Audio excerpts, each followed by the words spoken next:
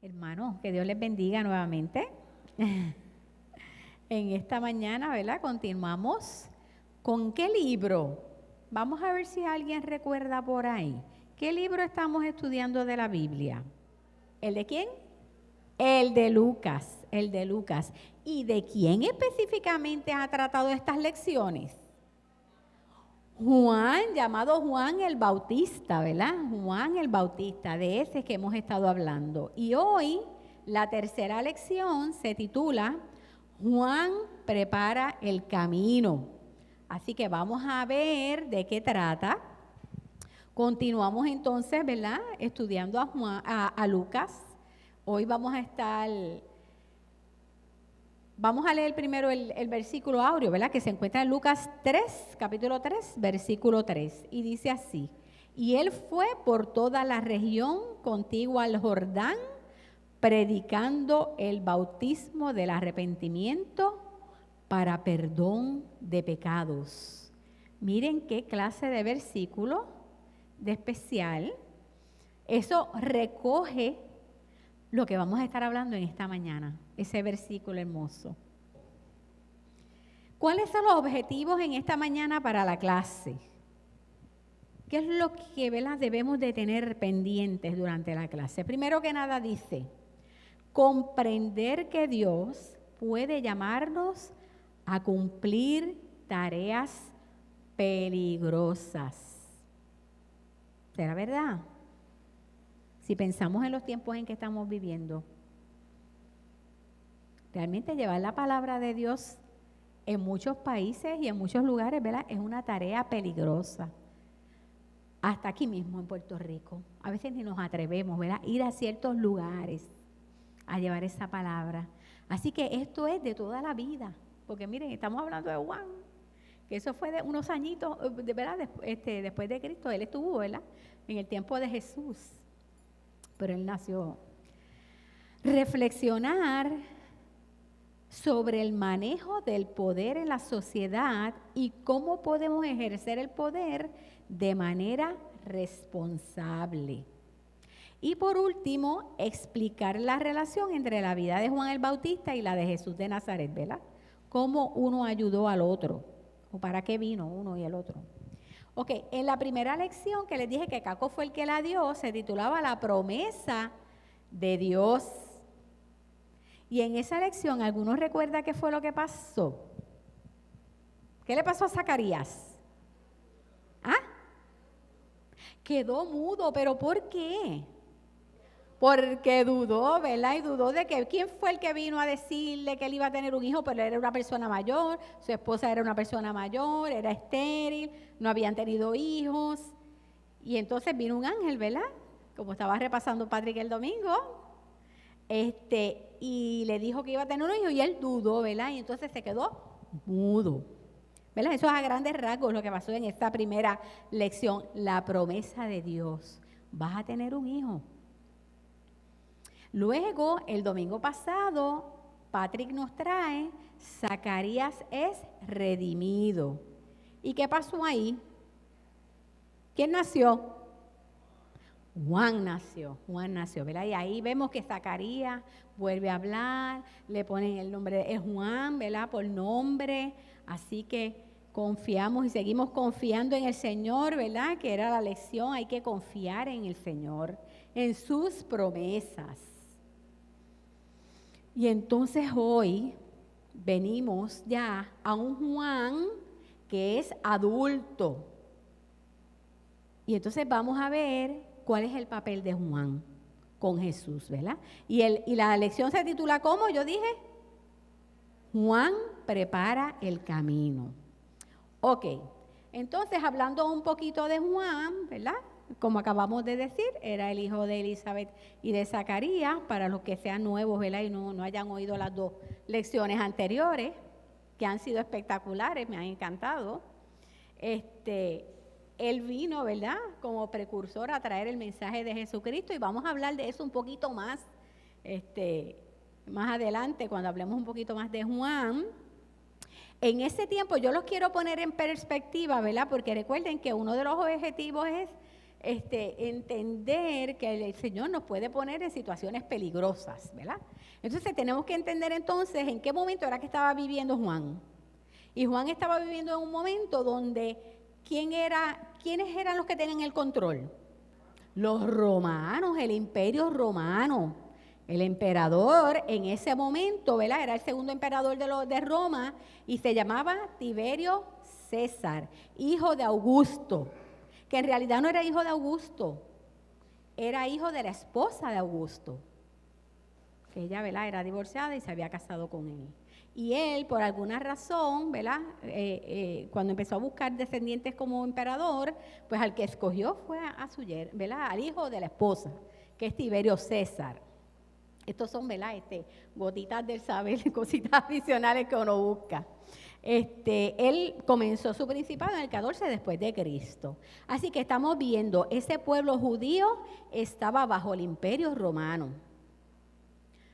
El emperador Tiberio César, gente que era bien, bien buena, ¿verdad? Y se portaban muy bien con los judíos y los trataban muy bien. Sabemos que era todo lo contrario, ¿verdad? Y es más, miren, ustedes saben que el líder, ¿verdad?, máximo de los judíos era ese sacerdote. Y entonces el sumo sacerdote. Y saben que en ese tiempo el imperio romano tenía hasta control de quién a ellos iban a escoger como sumo sacerdote. Que ustedes saben que ellos, ¿verdad?, eran descendientes, eran de una tribu en especial que eran que salían los sumos sacerdotes y los levitas. Y esos sumos sacerdotes, eso era para toda la vida. Pero durante ese tiempo, el imperio romano decidía quién iba a estar y cuánto iba a estar. Así que por eso es que vamos a estar viendo en un momento dado que mencionan a 2 sumos sacerdotes en la historia, ¿ok? Porque ellos decidían quién estaba. Y esos sumos sacerdotes que estuvieran ahí, en el poder en ese momento, tenían que hacer muchas de las cosas que decía, ¿verdad?, ese ejército que estaba dominando en el momento. Así que ellos lideraban, ¿verdad?, al pueblo judío, pero a la misma vez tenían que estar de buenas con la política de ese momento. Y entonces, lamentablemente, ¿verdad?, todos sabemos que, que Juan estaba en un momento dado donde, ¿verdad?, la sociedad y la política que había en el momento era un momento crítico, Lamentablemente, pues todos sabemos que él murió, ¿verdad?, bien, bien rápido, porque lo mandaron a decapitar. Y eso es otra historia, ¿verdad?, para otra lección. Por aquí tenemos, como les dije ahorita, que en esta lección mencionan a 2 sumos sacerdotes, o religiosos, ¿verdad?, los líderes religiosos en ese momento, que eran Anás y Caifás. Miren, Caifás era yerno de Anás. Y vuelvo y les repito, el problema es que el sumo sacerdote que estaba en el momento era Anás. Pero el imperio romano se empeñó en que eso de que tenías un sumo sacerdote vitalicio, no, ellos no permitían eso. Ellos hacían los cambios que ellos querían. Así que quitaron a Anás y pusieron a Caifás, que era yerno de él, yerno de Anás. ¿Ok? Porque recuerden, ¿verdad?, que la cuestión era el control político y religioso. Así que eso es lo que le quería poner por aquí, a modo de, ¿verdad?, de introducción para que sepan lo que está ocurriendo en el momento. Juan, pues ya sabemos que era el hijo de Zacarías y de Elizabeth o Isabel. ¿Cómo vestía Juan? En las fotos que siempre vemos, ¿cómo vemos a Juan? Vestido como con una piel, ¿verdad? Él no vestía como todos los demás con sus túnicas y su ropa, ajá. Quiere decir que eso nos da una idea de él, ¿de qué? De que él era una persona, ¿qué?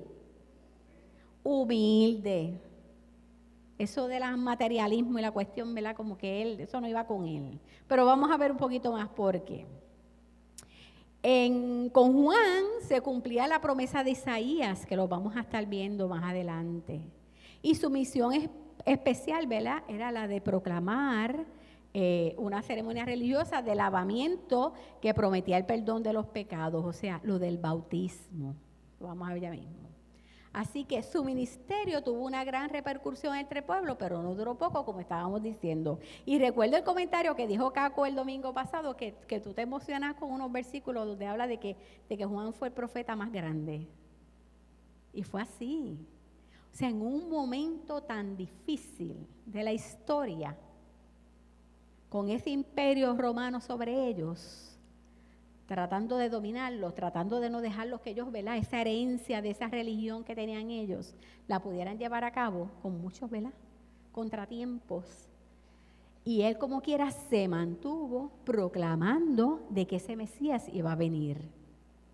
Y atrajo a tanta y tanta gente. Amén. Ojalá y nosotros pudiéramos hacer lo mismo, ¿verdad? Contra viento y marea.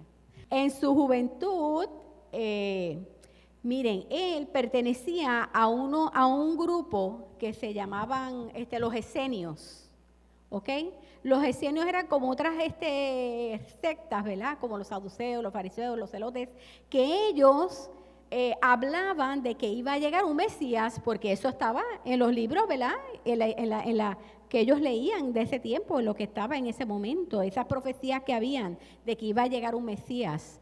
Pues él pertenecía a ese grupo, él era un líder de ese grupo.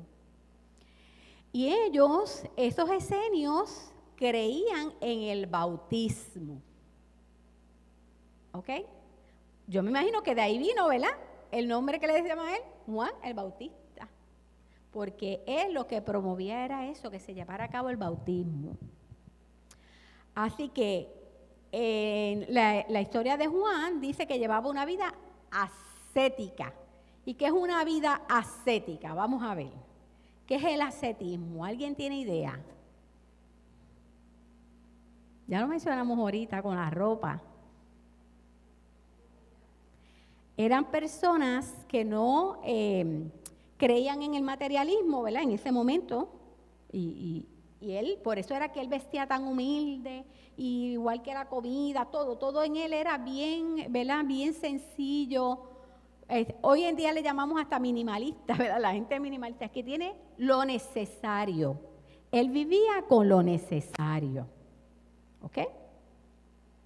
Vamos a seguir. ¿Ves? Miren en la foto ahí cómo lo vemos, ¿verdad? Más o menos como se cree, ¿verdad?, que él vivía en ese momento en los desiertos y después llevando y proclamando la palabra del Señor. Así que vamos entonces a empezar con la lección de hoy. Son los textos del capítulo 3. Vamos a comenzar con el 2 y el 3. Y dice, por aquel tiempo, Dios habló en el desierto a Juan. Miren, esas personas como él, que vivían en esa vida así tan minimalista, tan sencilla, pero siempre estaban buscando de Dios. O sea, tenían una vida espiritual continua, porque pues él creía en que ese Mesías iba a venir. Así que el Señor le habló. Y Juan pasó por todos los lugares junto al río Jordán, diciéndole entonces a la gente que ellos debían volverse a Dios y ser bautizados para que Dios les perdonara de sus pecados. Así que miren lo que él tenía que llevar, ¿verdad? Le tenía que decir a esos judíos que tenían que volverse a Dios, pero miren, y ustedes dicen a Dios, pero es que ellos llevaban una vida religiosa. Ellos tenían una religión, ¿verdad? Él dice, tienen que volverse a Dios para que entonces Dios les perdonara de sus pecados. Miren, y eso creó un caos, y vamos a ver por qué. Así que cuando él le dice arrepentirse de sus pecados, esto tiene dos partes, ¿verdad? Una es cuando tú te arrepientes de tus pecados, te alejas, se supone, ¿verdad?, que tú dices, bueno, hasta aquí. Se supone que ahora yo voy a ser, ¿qué?, una mejor persona, a tratar de ser una mejor persona y de no cometer pecado, que somos humanos y vamos a cometerlo, pero tenemos que tratar de minimizarlo, ¿verdad?, de evitarlos. Y la segunda parte del arrepentimiento, ¿qué conlleva? Acercarse a Dios. ¿Ok? ¿Qué pasaba en ese momento con muchos de los judíos? Que miren, empezaron a asustarse con ese mensaje que les estaba llevando Juan. Y decían, diantre, pero es que si yo creía que ya con ser judío, yo soy, ¿verdad?, descendiente de Abraham, heredo esta religión, porque ellos heredaban la religión, ellos eran religiosos, hacían sus ceremonias y todo, ya ellos con eso se creían que estaban cumpliendo. Cuando Juan viene y les dice, no, es que ustedes tienen que arrepentirse y tienen que bautizarse. ¿Qué pasó? ¿Qué ustedes creen que pasó? Ellos se bautizaban en ese tiempo, los judíos. En ese momento, ¿verdad?, en que ya el evangelio se está llevando a los gentiles, los que se bautizaban eran los nuevos, los gentiles que se unían al judaísmo. A esos sí los bautizaban, pero los judíos como tal no se bautizaban. Y Juan les está diciendo que tienen que bautizarse. ¿Cómo ustedes creen que les pareció eso a los judíos? ¿Qué? Yo no soy como toda esa gente. Si ya yo estoy en mi religión desde que yo soy chiquito, yo no tengo por qué hacer eso. ¿Ok? Así que Él les está diciendo, se tienen que arrepentir.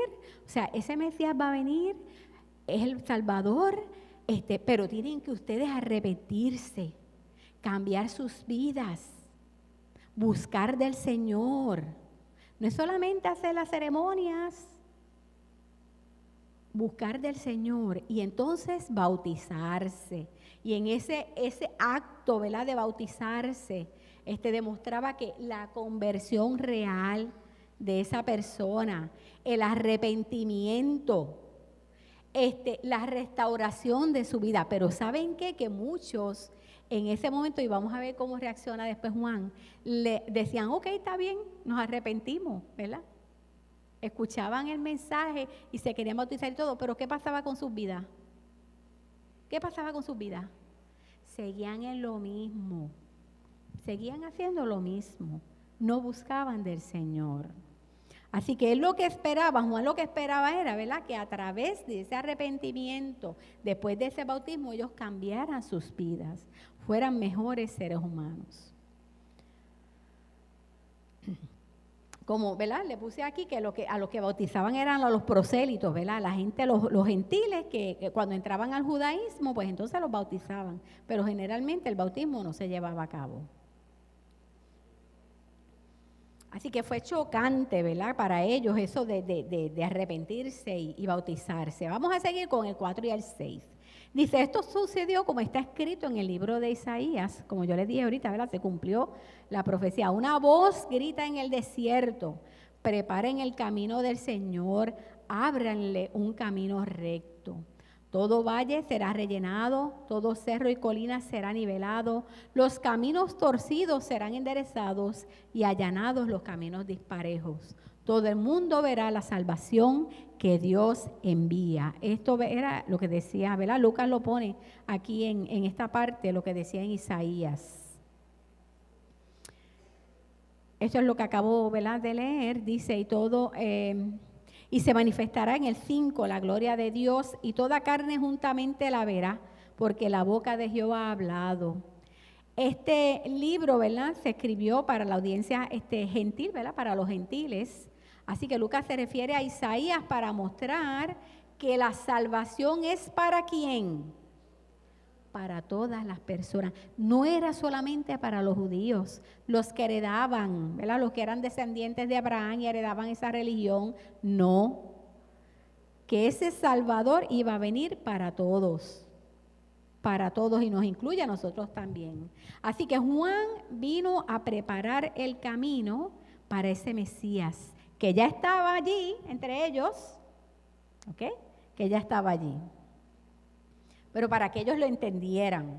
Así que en los tiempos de Juan, ¿verdad?, en esos momentos siempre había los reyes, ¿verdad?, cuando iban para otra ciudad, tenían que prepararle, ¿verdad?, iba un grupo de personas a preparar la llegada de cada rey a cada ciudad, ¿verdad? Pues miren, esto es lo mismo, pero en este momento el que está preparando, haciendo los preparativos para ese rey, ¿quién fue? Juan. Y a diferencia de los preparativos que a lo mejor llevaban a cabo para los reyes cada vez que llegaban a una ciudad, de pompas y adornos y cosas bellas y flores y cosas, el del Señor, ¿verdad?, fue bien humilde, solamente llevando esa palabra, diciéndole que iba a venir ese Salvador, que se arrepintieran, que se bautizaran. dice, eso nos incluye a todos, ¿verdad? Al prepararnos para recibir al Señor, debemos centralizarnos en Él, escuchar sus palabras y responder obedientes a sus mandatos. Después, el 7 al 14 no era parte de la lección, ¿verdad? Pero se los traje para que ustedes vieran cómo fue la actitud de Juan ante las personas que supuestamente se arrepentían, pero realmente no cambiaban sus vidas, no buscaban del Señor. ¿Qué le dice a él? Dice, a las multitudes que acudían para ser bautizadas, Juan les decía, generación de víboras, ¿quién les enseñó a huir de la ira venidera? Y él lo dice, ¿verdad? Porque pues por generaciones, ¿verdad? Ellos tenían esa religión, pero realmente no buscaban de Dios y se comportaban como ellos querían.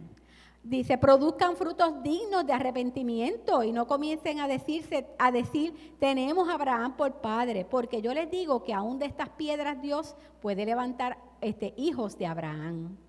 El hacha ya está lista para derribar de raíz a los árboles. Por tanto, todo árbol que no dé buen fruto será cortado y echado en el fuego.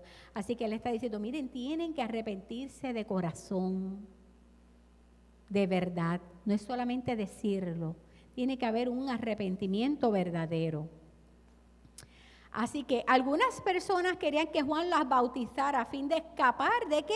De ese castigo, ¿verdad? Eterno, porque ahí empezaron ellos a tener miedo. Mira, si no nos bautizamos, si no nos arrepentimos, vamos a ser, ¿verdad?, quemados en el fuego. Pero entonces no buscaban a Dios para salvación. Y por eso es que Juan le habla con estas palabras duras. No eran mejores que víboras, o sea, malos y destructivos en su carácter. Les había dicho a alguien que podrían escapar del juicio por el simple hecho de ser bautizados, sin arrepentimiento. Muchos de los oyentes se estremecieron cuando Juan les dijo que ser descendientes de Abraham no era suficiente para Dios. No era suficiente que ellos fueran de ese pueblo escogido, ¿verdad? De que ellos siguieran todas las ceremonias y todo en ese templo, pero realmente no llevaban una vida, ¿verdad?, de arrepentimiento y de amor hacia el prójimo. Para estar ante Dios, los líderes religiosos dependían más de su genealogía que de su fe. Para ellos, la religión era una herencia, pero una relación con Dios no es posible transmitirse de padres a hijos. ¿De qué depende eso? De cada uno de nosotros, ¿verdad? De nuestra relación con Dios. Y eso pasaba en ese momento también. Así que no confíe en nadie más para su salvación. Ponga su fe ¿en quién? En Jesús. Y luego ejercítela al ponerla en acción cada día, con cada persona que usted ve, con cada familiar, con cada amigo. Amén. Del 10 al 14 dice, la gente le preguntaba entonces, ¿qué debemos hacer?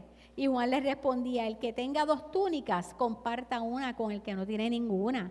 Y el que tenga comida, haga lo mismo. También unos cobradores de impuestos llegaron para ser bautizados y le preguntaron, maestro, ¿qué debemos hacer nosotros? Y él les dijo, no cobren más de lo que deben cobrar. ¿Se acuerdan de los cobradores de impuestos? Unos soldados también, para que ustedes vean el impacto de ese mensaje de Juan. Y como les dije, estaban viviendo en un momento bien difícil. Y como Juan hablaba con poder y llevaba ese mensaje que, mire, estremecía a los soldados, a los cobradores de impuestos, que eran gente que tendían a ser duros de corazón, ¿ok? Y Juan los estremecía y ellos venían a arrepentirse y a bautizarse. Y miren las preguntas que le hacían, ¿qué tenemos que hacer? O sea que realmente ese mensaje de Juan los impactaba con el Espíritu de Dios. Y estremecía esos corazones y cambiaba esos corazones. Qué maravilloso, ¿verdad? Amén. Y entonces unos soldados le preguntaron también, ¿y nosotros qué debemos hacer? Y Juan les respondió, no extorsionen ni calumnien a nadie y confórmense con su salario. Así que esto indica, ¿verdad?, cómo vivían grupos determinados. Las multitudes de personas comunes y por supuesto los pobres debían mostrar generosidad, ¿verdad? Era lo que le estaba diciendo, miren, tienen que compartir, tienen que tratar bien a los demás, tienen que llevar una vida, ¿verdad? De amor, realmente de amor. Si tú abres tu corazón a Cristo, si tú creías en que Él iba a venir, porque en ese momento, ¿verdad? Todavía no sabían que Él estaba allí entre ellos, pero que ese Mesías iba a traerles la salvación, tenían que aprender a llevar una vida de amor con los demás. Los publicanos y los soldados, como les dije, debían actuar honestos y justos. ¿Qué pasaba con los publicanos? ¿Qué hacían los publicanos? Cobrar los impuestos, ¿verdad?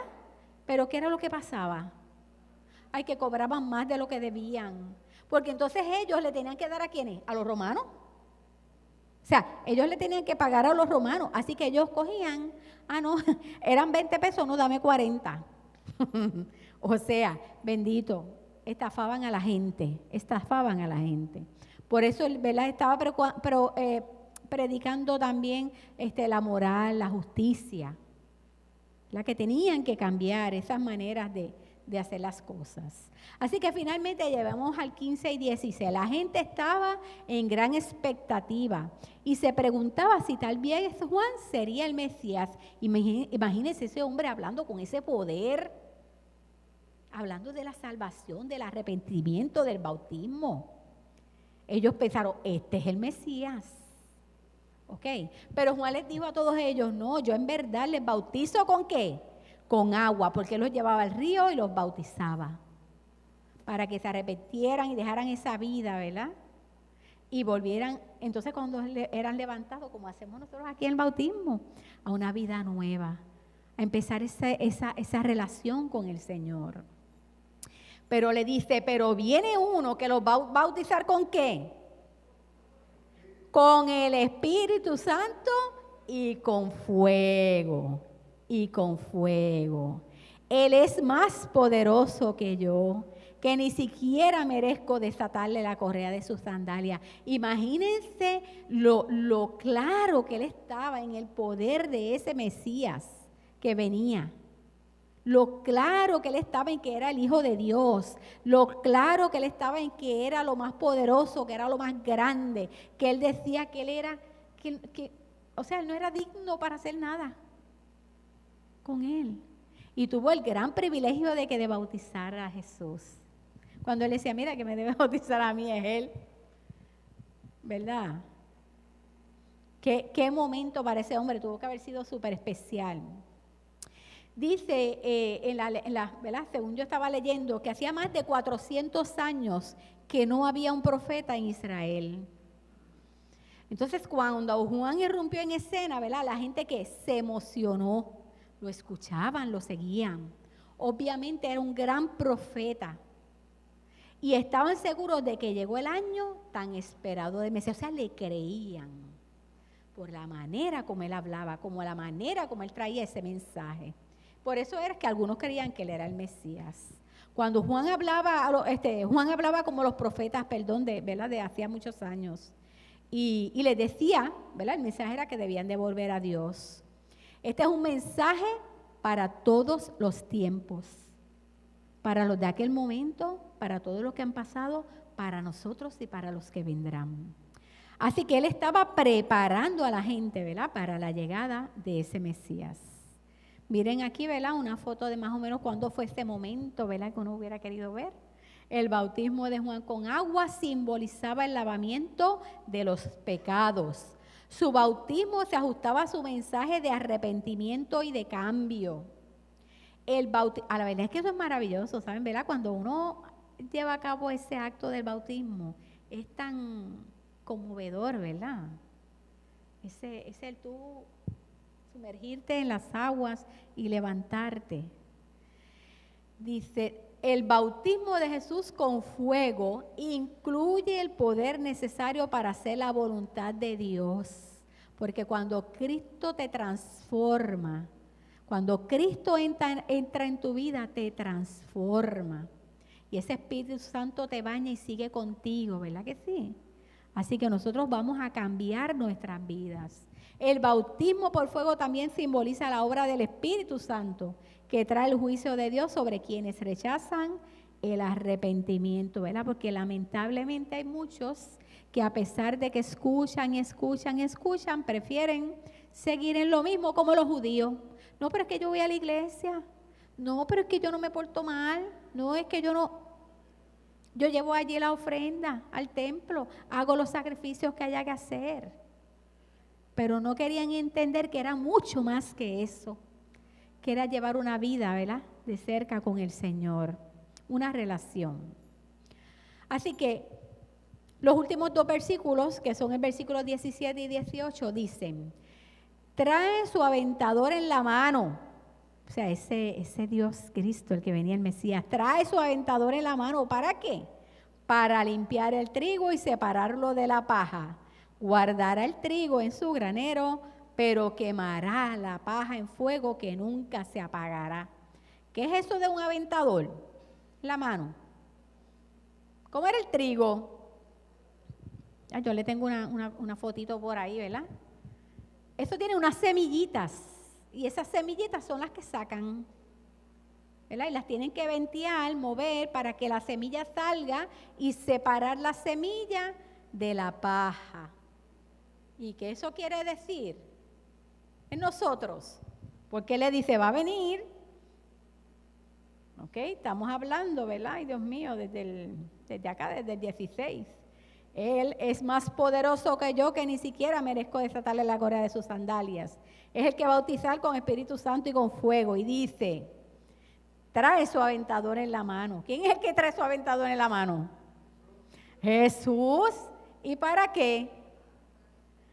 Para separar a quién.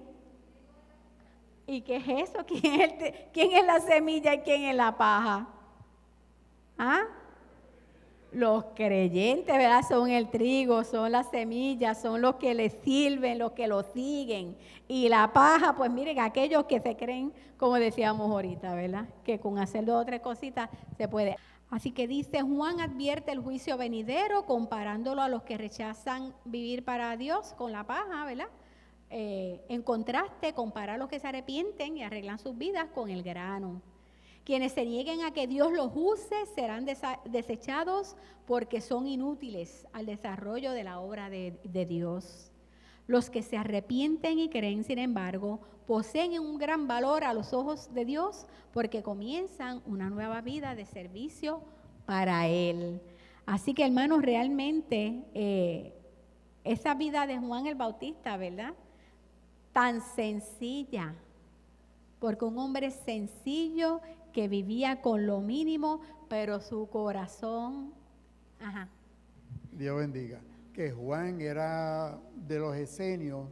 Los esenios es la secta que gracias a ellos tenemos las cuevas de Qumran, todos los libros esos que se han encontrado, e inclusive un libro, una copia del profeta Isaías, completita, todo el libro de Isaías, de 2000 y pico de años, se encontró en esas cuevas donde Juan era asceta.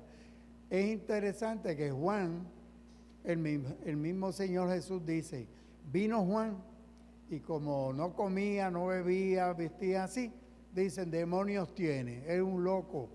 Vino el Hijo del Hombre que come, se reúne con pecadores, dice, esto es un bojachón y un fiestón. O sea que, y eso lo decía el Señor.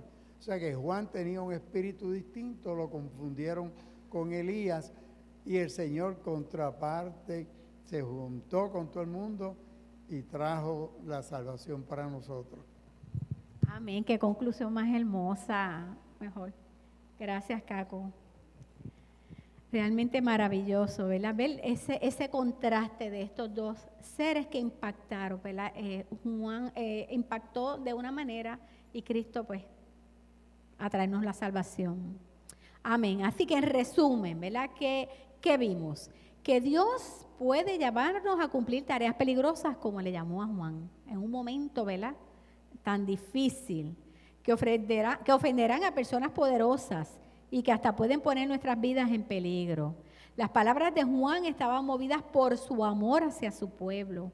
Juan veía cómo sus compatriotas vivían de manera equivocada y estaba convencido de que eso ponía en peligro su vida espiritual y su futuro espiritual, su salvación. Por eso él les hablaba con tanto poder, y a veces me imagino yo que molesto, porque cuando dice generación de víboras, eso le tenía que estar hablando, ¿verdad? Bien fuerte. El arrepentimiento es un proceso que nos lleva a reconocer que nuestros valores han estado equivocados y que nuestra conducta ha sido incorrecta. Así que debemos meditar sobre el manejo del poder en la sociedad y cómo podemos ejercerlo de manera responsable. El poder puede ser ejercido de varias maneras. Hay líderes que lo utilizan responsablemente, lo sabemos, ¿verdad? Pero hay otros que no lo hacen así. Lo usan solamente para buscar su propio, ¿verdad?, bienestar. Eso no ocurre ahora, ¿verdad? Eso no ocurre ahora, pero eso ocurría antes. A pesar de que parte del pueblo creía que Juan era el Cristo y le presionaban para que se declarara como tal, él sabía cuál era su rol, siempre se mantuvo a su nivel, reconociendo que el que tenía el poder era ese Mesías. Juan no era el Cristo, sino el que habría de preparar el camino para el ministerio de Jesús de Nazaret. Y así lo hizo, logró su propósito. A pesar, ¿verdad?, que lamentablemente murió tan joven, pero y tan pronto, pero eso es parte, ¿verdad?, de un plan perfecto de Dios. De un plan perfecto de Dios. Así que, hermanos, que Dios les bendiga y vamos a terminar en oración en esta mañana. Bendito Dios y Padre Celestial, gracias te damos por el ministerio de Juan el Bautista. Gracias te damos por haber enviado un hombre tan valiente a proclamar el arrepentimiento que ofreces gratuitamente y el juicio que espera a los líderes corruptos. Permite que podamos aprender de su ejemplo a predicar con valor. Lo pedimos en el nombre de Jesús. Amén. Que Dios les bendiga, hermanos.